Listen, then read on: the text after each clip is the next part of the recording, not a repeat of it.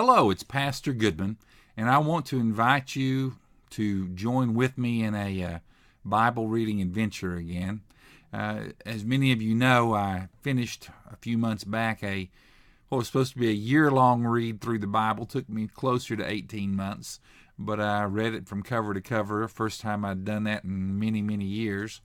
And I've sort of, over the last few months, just been reading here and there, and I've tried to decide what my next great Bible reading adventure was going to be. Well, I was at Ollie's the other day. If y'all have never been to Ollie's, I'm not advertising for them necessarily, but they have a pretty good selection of some very interesting Bibles. And I bought one the other day. It's called the Chronological Study Bible, put out by Thomas Nelson. It's in the NIV edition. And I began looking at it, and I'm going to use that as the basis for my read-through in the coming, I'll say, year. It may take me longer than a year to work back through again. I've started in the first part of it. I'm in the chapters in Genesis right now.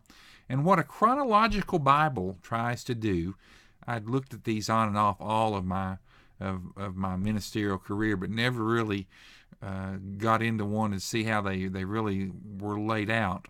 But a chronological Bible attempts to lay out the Scriptures not in the customary book form that we're used to, but in a chronological fashion from the earliest stories all the way up through the book of Revelation, which would be the last part of the chronology. And when you look at Scriptures that way, you begin to see how the stories in 1st and 2nd Kings go along with stories in Judges and go along with things that are happening in the prophets, because everything is in there at the time that it happened.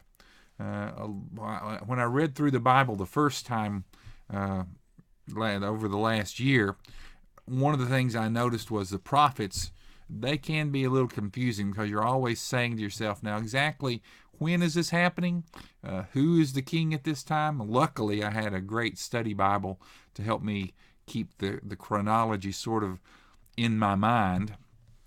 But I'm really looking forward to reading the Bible now, sort of in the fashion that the story unfolded.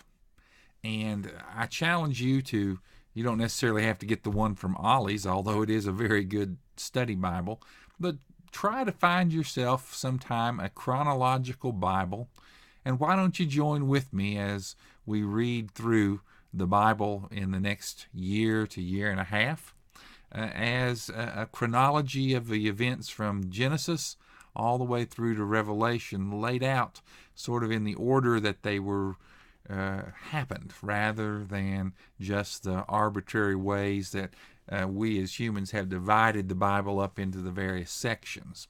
And so I encourage you, give it a try. That's where I'm headed with my Bible reading over the next year or so.